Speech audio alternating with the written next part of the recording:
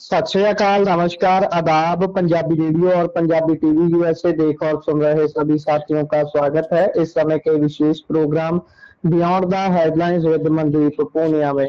हर रोज की तरह प्रोग्राम में मनदीप पूनिया जी का साथ हमारे साथ होता है और देश विदेश के साथ जुड़ी हुई अहम खबरों पर बातचीत, स्वागत फिर एक एक करके खबरों पर चर्चा करेंगे। स्वागत है पूनिया जी। जी, नमस्कार, सत श्री अकाल, आदाब। नमस्कार, सत श्री अकाल, आदाब। दर्शकों श्रोताओं को बता दें कि कल भी हमने के साथ साझा किया था कि मनदीप पूनिया कल जंतर मंतर पे जो छात्रों का प्रोटेस्ट हो रहा था उसको कवर कर रहे थे। काफी कुछ वहां पर हुआ जिसके बारे में आज हम इनसे अपडेट लेंगे और विस्तार से जानकारी सारी ये साझा करेंगे। इससे पहले ये बता दें कि कल इनको भी दिल्ली पुलिस ने डिटेन कर लिया था। और खैर बातचीत शुरू करते हैं कल से। कल जो हुआ उससे उदय जी जरा बताइए, कल आप भी वहां थे, आपने बहुत सारी चीजें देखी। मैं आपका एक्स अकाउंट भी देख रहा था, वहां पर आप हर पल पल की अपडेट कर रहे थे कि किस कहाँ कैसे दमन किया जा रहा है इस प्रोटेस्ट का। जरा बताइए कल का आंखों देखा हाल कैसा था और जो सोशल मीडिया पर नजर आ रहा है उससे कैसे अलग था, या फिर वो सारा कुछ हुआ वहां पर। देखिए गुरप्रीत, काफ़ी बड़ा आंदोलन भारत के जेनज़ीज ने दिखाया है। आप और हम लगातार इस फिनोमेना के बारे में बात कर रहे थे। मैं बहुत आश्वस्त नहीं था। इवन बहुत सारे पत्रकार ये बोलते थे कि भारत में जेनज़ीज उस शक्ल में सड़कों पे नहीं उतर सकते, लेकिन कल एकदम बिल्कुल अलग नज़ारा था। जंतर मंतर प्रोटेस्ट साइट में पहुंचने से पहले सुबह-सुबह हम वहाँ पर भाग रहे थे, तो हमें जब खबरें आने लगी तो हमें लगा कि 10,000 नौजवान होंगे। लेकिन जंतर मंतर पर पहुंचे तो पता लगा कि वहां पे उस समय 1 लाख से ज्यादा नौजवान जमा हो चुका था। 11 बजते बजते सारा कनॉट कनॉट प्लेस का सर्कल, कनॉट प्लेस, संसद मार्ग, टोल्स्टॉय मार्ग, जनपथ, जंतर मंतर, ये सब नौजवानों से भर गया था और गिनती डेढ़ लाख से 2 लाख नौजवानों के बीच में रही होगी। 90% बच्चा जेनजी था, यानी कि 25 साल से कम उम्र का। आपने देखा होगा कि अलग-अलग जगह पे जो पार्लियामेंट मार्च करने की कोशिश की नौजवानों ने, नौजवानों का एक हिस्सा पार्लियामेंट के बिल्कुल कोने तक पहुंच भी गया था। जहां पर हमारा प्रेस क्लब है, बिल्कुल वहां तक पहुंच गया था। उस बैरिकेड पे ही सबसे पहले लाठीचार्ज हुए, आंसू गैस के गोले छोड़े गए। भारत की पार्लियामेंट को बंद कर दिया गया। वो विजुअल्स भी आप तक पहुंचे होंगे कि कैसे बड़ी मात्रा में एकदम से फोर्स लगाई गई और भारत की पार्लियामेंट को बंद कर दिया गया। नरेंद्र मोदी भी पार्लियामेंट में पीछे के रास्ते से निकल गए थे। तो जेनजीज, मैं नहीं कहूँगा कि पार्लियामेंट मार्च कर पाए, लेकिन पार्लियामेंट के कोने तक ज़रूर पहुँच गए थे और 2 ढाई किलोमीटर का जो रेडियस है, पार्लियामेंट से लेकर और जंतर मंतर तक और जो कनॉट प्लेस तक, उस सारे में देश का नौजवान था, जेनजी था और लगातार वो अपनी बातें रख रहा था। बहुत क्रिएटिव मीम्स उनके हाथों में थे। पहले जी। लगता था कि ज़्यादा पॉलिटिकल नहीं है, लेकिन बहुत पॉलिटिकल नौजवान कल दिखा। और हिंदी बेल्ट का ज़्यादा जेनजी आया हुआ था उसमें।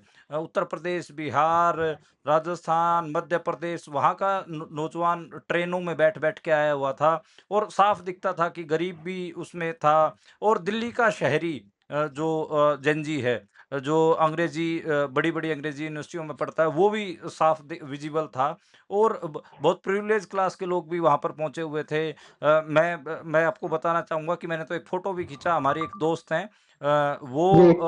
बहुत बड़े भारत के बहुत बड़े पूंजीपति की बेटी हैं। तकरीबन उनके जी। पिताजी की हैसियत 60,000 70,000 करोड़ होगी। वो भी जंतर जी। मंतर पर पहुंची हुई थी। तो उन्होंने उन्होंने जो बैनर पकड़ा हुआ था, वो मैं आपको आपको बताता हूँ। उन्होंने पकड़ा हुआ था कि इस देश का सिस्टम इतना फक्ड अप है कि जो प्रिविलेज हैं उनको भी प्रोटेस्ट साइट पे आना पड़ा है। तो जी। आप समझिए कि एकदम से बिल्कुल अलग मामला था। और उसके बाद जैसे जैसे ही ये सारा हुआ, 1 बजे 2 बजे तक ये समझ में आने लग गया था कि ये नौजवान अब कहीं जाने वाले नहीं हैं। तब गृह मंत्रालय की तरफ से दिल्ली पुलिस को आदेश दिया गया कि आप किसी भी हालत में, किसी भी सूरत में इस सारे जंतर मंतर प्रोटेस्ट को खाली करवाइए, कनॉट प्लेस को खाली करवाइए, जनपथ को खाली करवाइए, पार्लियामेंट जो स्ट्रीट है उसको खाली करवाइए, टोल्स्टॉय मार्ग को खाली करवाइए। तो फिर लगातार वहाँ पर दिल्ली पुलिस ने लाठियाँ चलानी शुरू कर दी, टियर गैस के गोले छोड़े गए और पत्थर भी चलाए। मतलब जो वीडियो वायरल हो रहा है ट्विटर पे हर जगह पे, जिसमें दिल्ली पुलिस पत्थर चलाती दिख रही है, वो मेरे द्वारा शूट किया गया है। और जब वो वीडियो जी शूट कर लिया उसके कुछ देर बाद दिल्ली पुलिस ने मुझे भी थोड़ा तंग किया। ख़ैर उसको डिटेंशन कह लें या कुछ भी कह लें, हालाँकि छोड़ दिया गया बाद में। कोई ऐसा कोई केस वग़ैरह नहीं बनाया गया, पर वो काफ़ी उससे गुस्से में दिखे। पत्रकारों को कई पत्रकारों को चोट भी आई। अभिनव पांडे के साथ थोड़ा धक्का-मुक्की हुआ। जी स्विच के पत्रकार थे, उनको एक पुलिस वाले ने पीट दिया। तो ऐसे घटनाएँ बहुत हुई और जो मेरे सामने एक 16 साल का नाबालिग बच्चा था, उसका गला घोंट दिया पुलिस वाले ने। जब हमने उसको छुड़वाने की कोशिश की तो बाद में उसको फेंक के मारा, उसको पैर में चोट लगी। जी तो ऐसी घटनाएँ बहुत हुई और आज सुबह आपने देखा होगा कि आरएमएल अस्पताल में जो leader of opposition Rahul Gandhi और प्रियंका गांधी, वो भी जिन बच्चों को चोट लगी थी, उनका हाल-चाल पूछने के लिए पहुँचे वहाँ पर। और जेपी नड्डा स्वास्थ्य मंत्री वो भी पहुँचे। कल जेपी नड्डा ने जो कोकरोच जनता पार्टी के 2 नेता हैं आशुतोष रांका और सौरभ दास, उनसे मुलाकात भी की, लेकिन कोई उन्होंने आश्वासन दिया नहीं कि वो जो प्रधान हैं धर्मेंद्र प्रधान, उनको हटाएँगे या नहीं हटाएँगे। तो पर मतलब आंदोलन कल बहुत ज़्यादा बड़ा था, किसी ने भी इसको कैलकुलेट नहीं किया था, ना किसी पत्रकार ने, ना किसी इंटेलेक्चुअल ने। इनफैक्ट 2 दिन पहले मैं और प्रोफ़ेसर सरोज गिरी, दिल्ली यूनिवर्सिटी में राजनीतिक विज्ञान के प्रोफ़ेसर हैं सरोज गिरी, तो हम दोनों बात कर रहे थे, तो हमारा ये मानना था कि 8 से 10,000 नौजवान आएँगे। तो बहुत मतलब ये इसको अनप्रेडिक्टेबल बोलेंगे। और हमारे एक दूसरे प्रोफ़ेसर दोस्त हैं जेएनयू के, वो भी पॉलिटिकल साइंस ही पढ़ाते हैं, अजय गुड्डावर्दी।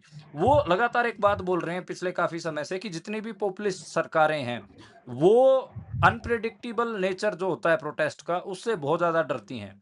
देखिए, जो जी प्रोटेस्ट सेट पैटर्न में होते हैं कि डीसी दफ्तर के बाहर जाएँगे, पुतला फूँकेंगे, फिर वापस घरों को चले जाएँगे, उससे कोई भी नेशन स्टेट आजकल नहीं डर रहा है, खासकर जहाँ पर पॉपुलिस्ट सरकारें जहाँ पर पॉपुलिस्ट सरकारें हैं, चाहे कहीं पे भी हों, वहाँ पे वो सरकारें सिर्फ़ उन प्रोटेस्ट से डर रही हैं, जिनमें बहुत ज़्यादा जो सेंस है, वो कहीं न कहीं अपन मान के चलें कि अनप्रेडिक्टेबल उनका नेचर है।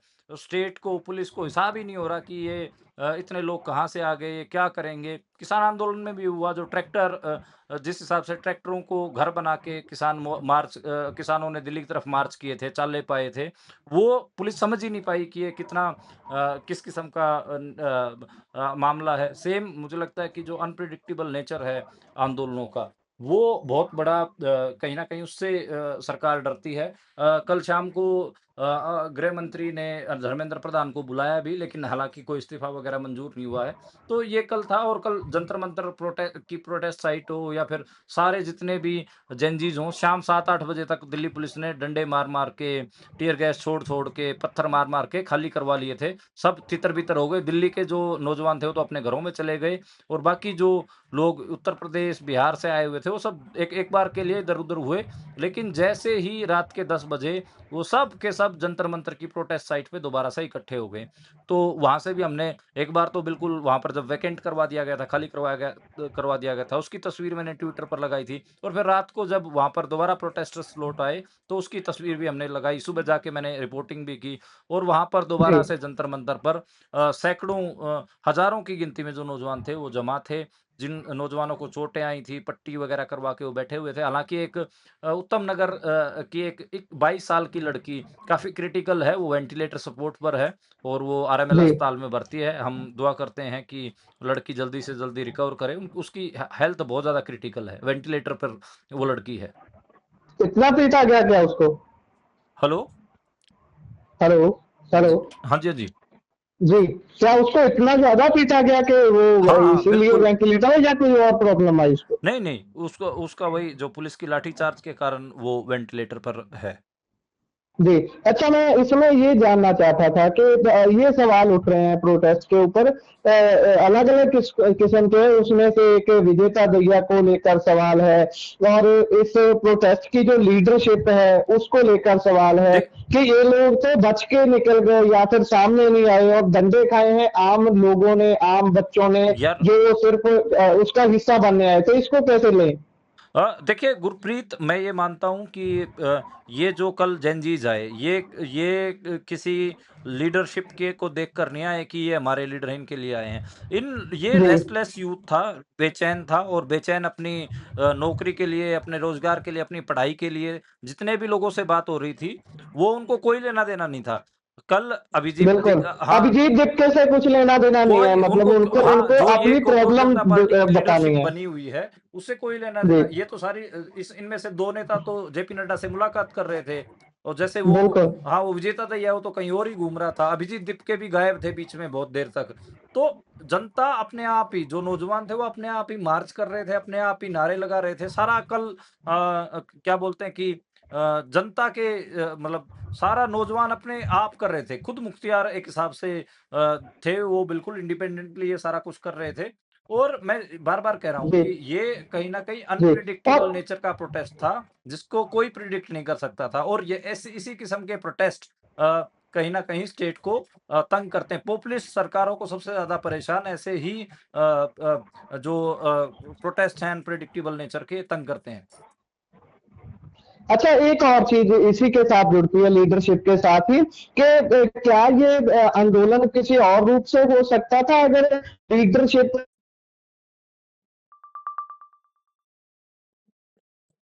देखिए नहीं करना, या फिर जितने किस्म के लोग आए हुए थे अलग-अलग स्टेट से, अलग-अलग दावों के साथ, तो वो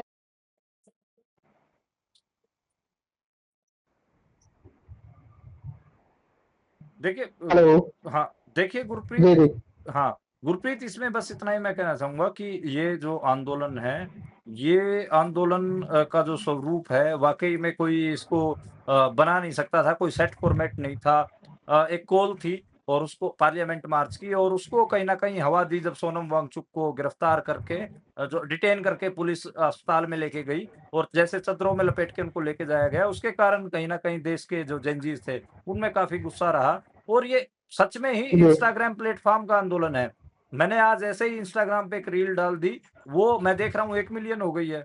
तो लगातार हालाँकि हम जी, तो प्रिंट के पत्रकार हैं, अखबारों में लिखते हैं और ट्विटर पे थोड़ा बहुत लिखते हैं। लेकिन इंस्टाग्राम पे आज हमने वीडियो डाली वो लाखों में गई है, मिलियंस में हमारी चीज़ें देखी जा रही हैं।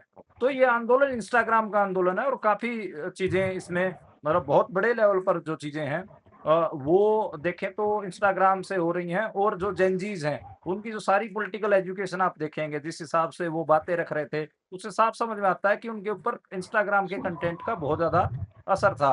ये प्रोटेस्ट की यही हुँ। फ़ॉर्म हो सकती थी, उसका रीज़न यही है कि जो गुस्सा था, बेचैनी थी नौजवानों में सोनम वांगचुक की डिटेंशन के बाद वो बहुत ज़्यादा बढ़ी और इसी कारण से ये इस किस्म से ये हमें देखने को मिला है। अच्छा, एक लाइन में अगर आप बता सकें, तो फिर क्या इसका हमें असर उतना देखने को मिला जितना मिलना चाहिए था? मतलब जेन जैस जी की नज़र से अगर मतलब इस प्रोटेस्ट को होने को देखें तो? देखिए, असर बहुत बड़ा है। जैसे मैंने कहा कि जी, अनप्रेडिक्टेबल नेचर रहा, तो सरकार डरी हुई है बहुत ज़्यादा। आज आपने जी, देखा कि हाउस भी एंगजन रहा और कोई मतलब इसको लेकर कल लगातार जो गृह मंत्री हैं, वो परेशान रहे। लगातार वो दिल्ली पुलिस को ऑर्डर देते रहे कि खाली करवाओ, खाली करवाओ, खाली करवाओ।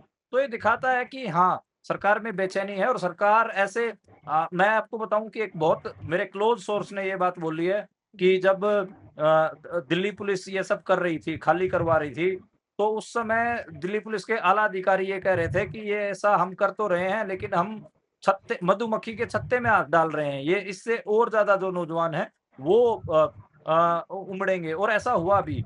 आज आपने देखा कि जो रिएक्शन में जो नौजवान कल शामिल नहीं हुए थे, वो भी आज जंतर-मंतर पे पहुँचे हुए थे और रिएक्शन में यही कह रहे थे कि कल जो दिल्ली पुलिस ने हमारे साथ बर्ताव किया है, कल जो मोदी सरकार ने हमारे साथ बर्ताव किया है, उसके खिलाफ हम यहाँ जंतर-मंतर पर इकट्ठा हुए हैं। तो वो साफ दिख रहा था कि जो सरकार है, वो कहीं न कहीं उसमें एक उस वो भी इससे डरी हुई है और जी, अभी आज आज भी आपने देखा होगा बहुत सारी डेवलपमेंट्स हैं, तो उन पे आगे भी बात करेंगे। जी। हाँ, उसी डेवलपमेंट में बात करते हैं तो बात कांग्रेस की करते हैं। आज कांग्रेस ने भी प्रधानमंत्री आवास के बाहर धरना प्रदर्शन शुरू कर दिया। वहां से पंजाब से चरणजीत चन्नी को उठाया गया। अभी राहुल गांधी, प्रियंका गांधी, अखिलेश यादव ये सारे वहां मौजूद थे, इनको भी उठा लिया गया है।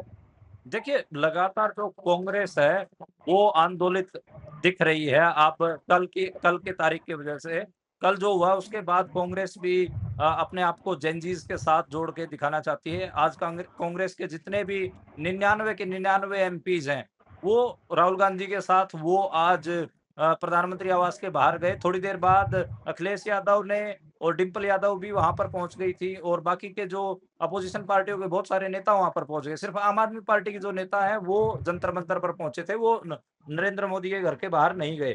ख़ैर तो नरेंद्र मोदी के घर के बाहर जाके सारे कांग्रेसी जो सांसद थे राहुल गांधी के साथ वहाँ बैठ गए। प्रियंका गांधी वहाँ पर नारे लगाती दिखी। वहाँ पर आपको राहुल गांधी ने भी नारे लगाए। उसके बाद आधे घंटे तक ये चला। जो मंत्री थे कैबिनेट मंत्री जितेंद्र सिंह वो उनको समझाने के लिए आए कि आंदोलन खत्म कर दीजिए। लेकिन राहुल गांधी ने साफ कहा कि जब तक प्रधानमंत्री इस बात के लिए माफ़ी नहीं माँगेंगे कि जो उन्होंने व्यवहार किया छात्रों के साथ, उसके लिए माफ़ी नहीं माँगेंगे, वो आंदोलन खत्म नहीं करेंगे। उसके बाद कैबिनेट मिनिस्टर जितेंद्र सिंह वहाँ से चले गए और उनके जाते ही दिल्ली पुलिस ने राहुल गांधी को, प्रियंका गांधी को, कांग्रेस के एमपीज़ को डिटेन करना शुरू कर दिया। अखिलेश यादव को भी डिटेन किया गया। आपने वो तस्वीरें देखी होंगी कि राहुल गांधी तो धरती में पसर गए थे। उनको दिल्ली पुलिस ने बड़े बुरे तरीके से डिटेन किया, लीडर ऑफ अपोजिशन है। और उसके बाद दिल्ली पुलिस उनको सारे लीडर्स को बसों में भर के लेके गई है और उसमें आपने प्रियंका गांधी को देखा होगा कि बस की खिड़की के किनारे वो टंगी हुई थी और उनको लगातार दिल्ली पुलिस की जो महिला कांस्टेबल थी वो खींच रही थी अंदर। तो काफ़ी ऐसे विजुअल आए हैं जो आज जो दिखाते हैं कि कल जो जेनज़ीज़ ने जो आंदोलन किया उसके कारण अपोजिशन पार्टियों के नेताओं को सड़कों पे उतरने के लिए मजबूर होना पड़ा। हालाँकि कल भी बहुत सारे नेता सड़कों पे उतरे थे। मैं खासकर डिंपल यादव का ज़िक्र जी, करना चाहूँगा, जो अखिलेश यादव की पत्नी हैं। जी। उन्होंने तो कल इसमें बहुत ममता का जी, भाव जी। दिखाया। उन्होंने जितने भी बच्चियाँ जिनको पुलिस वाले पीट रहे थे, उनके साथ वो खड़ी हुई, उनकी मरहम पट्टी करवाई, पानी पिलाया, अस्पतालों में ले लेके गई हैं। तो जो भाव एक सभी विपक्ष के नेताओं को कल दिखाना चाहिए था, वो भाव सिर्फ़ और सिर्फ़ डिंपल यादव में हमें दिखा और काफ़ी ऐसा लगा जैसे उनके खुद के बच्चे हैं, जिनको पुलिस ने मारा है और बहुत माँ जैसा स्नेह होता है, वैसा उन्होंने कल प्रदर्शन किया और आज तो लगभग सारे ही विपक्ष को आना पड़ा है। जैसे मैंने बताया कि शरद पवार कितने बुजुर्ग हैं, वो भी आज जंतर-मंतर जी। पर पहुँचे और इसके अलावा सारे आम आदमी पार्टी के नेताओं केजरीवाल हों, इधर अखिलेश यादव, राहुल गांधी सबको महुआ मोइत्रा, तृणमूल कांग्रेस के नेता सबको आज आंदोलन करना पड़ा है। जी, बिल्कुल। और उधर सोनम वांगचुक को लेकर जो दिल्ली हाई कोर्ट है, उसने क्या आदेश जारी किए हैं? देखिए सोनम वांगचुक की जो पत्नी थी, वो सोनम वांगचुक को जो सफदरजंग का अस्पताल है, सरकारी अस्पताल जहाँ पे दिल्ली पुलिस ने उनको डिटेन कर रखा था, वहाँ से छुड़वाकर उनको वो प्राइवेट अस्पताल गुड़गाँव के मेदांता में लेके जाना चाहती थी। उन्होंने कहा कि मैं यहाँ पर मेरे को ना रिपोर्टें बताई जा रही हैं ढंग से, ना उनका ट्रीटमेंट हो रहा है, तो मैं इनको एक अपने पसंद के अस्पताल में लेके जाना चाहती हूँ। तो उसके लिए दिल्ली हाई कोर्ट में उन्होंने पिटीशन लगाई थी और आज एक दिन पहले भी उसपे सुनवाई हुई थी जब उनको परमिशन नहीं दी गई, दिल्ली पुलिस को खूब डाँटा हाई कोर्ट ने, लेकिन आज परमिशन दे दी गई और उनकी पत्नी गीतांजलि को ये बोला गया कि आप अपने पति सोनम वांगचुक को मेदांता अस्पताल ले जा सकती हैं। तो आज सोनम वांगचुक को हालाँकि आज भी जब तक दिल्ली हाई कोर्ट के ऑर्डर नहीं आ गए, तब तक दिल्ली पुलिस ने उनको सोनम वांगचुक से मिलने भी नहीं दिया गया और जब ऑर्डर हो गए उसके बाद वो अपने पति को लेकर गुड़गाँव मेदांता अस्पताल में लेके गई हैं। सोनम वांगचुक को मेदांता अस्पताल में भर्ती करवा दिया गया है। अभी तक उन्होंने फास्ट खत्म नहीं किया है, जो भूख हड़ताल पर वो बैठे थे, हंगर स्ट्राइक पे वो बैठे थे, अभी तक वो खत्म नहीं हुई है। वो लगातार भूख हड़ताल पर हैं और उन्हें गुड़गाँव के प्राइवेट अस्पताल मेदांता में शिफ्ट कर दिया गया है। उनकी पत्नी उनको लेके गई हैं। सोनम वांगचुक के कारण ही ये आंदोलन इतना बड़ा हुआ है, जो मेरे को लगता है कि जो 18 जुलाई को सोनम वांगचुक के साथ दिल्ली पुलिस ने किया, उसके कारण ही जेनज़ीज़ 20 जुलाई को इतने बड़े लेवल पर इकट्ठा हुए। जेनज़ीज़ में गुस्सा दिखा, सोनम वांगचुक की एक टी-शर्ट, फोटोज़, पोस्टर भी दिखे बहुत सारे नौजवानों के पास। तो काफ़ी पावरफुल विजुअल रहे और सोनम वांगचुक का जो कम्युनिकेशन स्किल रहा, वो भी बाकमाल था। उन्होंने बड़े अच्छे ढंग से नौजवानों की जो बात है, वो रखी लगातार प्रोटेस्ट में बैठे हुए। तो इसी कारण मेरे को लगता है कि सोनम वांगचुक के कारण ही इतना बड़ा स्केल गया और जेनजीज में जो बेचैनी थी, उसका प्रगटावा कल हुआ है। अब देखते हैं कि आंदोलन का क्या रूप रहता है। लेकिन हाँ, आज खुशी की बात ये है कि जो सोनम वांगचुक की पत्नी है, उनको हाई कोर्ट से राहत मिली है और अब वो अपने पति का इलाज अपने पसंद के अस्पताल में करवा सकेंगी। जी। और इससे आगे बढ़े तो पंजाब की भी बात कर लेते हैं। पंजाब के किसानों ने आज दिल्ली जाना था, तड़के से ही सुबह 3 बजे से ही मैं देख रहा था कि अलग अलग जगह से निकल रहे थे किसान, लेकिन उनको पंजाब से बाहर हरियाणा में इंटर तक नहीं होने दिया गया। आज दोबारा से शंभू बॉर्डर पर किसानों ने बड़ी गिनती में शमूलियत की। देखिए, किसानों ने आज किसान घाट पर बड़ी किसान महापंचायत रखी थी, बड़ी महारैली रखी थी। उसमें सारे देश भर के किसानों ने शामिल होना था। पंजाब से भी किसान आज रवाना हुए, उनको शंभू बॉर्डर और खनौरी बॉर्डर पर रोक दिया गया। हरियाणा से जो किसान रवाना हुए, उनको भी अलग अलग जगह पे हरियाणा पुलिस ने डिटेन किया, अंदर नहीं जाने दिया। फिर भी बहुत 300-400 के आसपास किसान आज किसान घाट पर पहुंच गए थे, उन्हें दिल्ली पुलिस ने डिटेन कर दिया और आउटर जो दिल्ली के थाने हैं, वहाँ पर उनको डिटेंशन में रखा।